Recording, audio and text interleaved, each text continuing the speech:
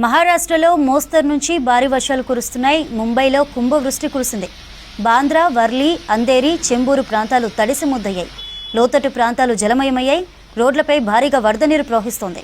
దీంతో ట్రాఫిక్ అంతరాయం కలుగుతోంది. థానే, రాయ్గఢ్, పూణేలో కూడా వర్షాలు పడుతున్నాయి. దీంతో జనజీవనం స్తంభించింది. మహారాష్ట్ర వ్యాప్తంగా ఇవాళ మోస్తరు నుంచి భారీ వర్షాలు పడతాయని తెలిపింది వాతావరణ శాఖ. ముంబై, థానే, రాయ్గఢ్, రత్నగిరి ప్రాంతాలకు ఎల్లో అలర్ట్ జారీ చేశారు వాతావరణ శాఖ అధికారులు.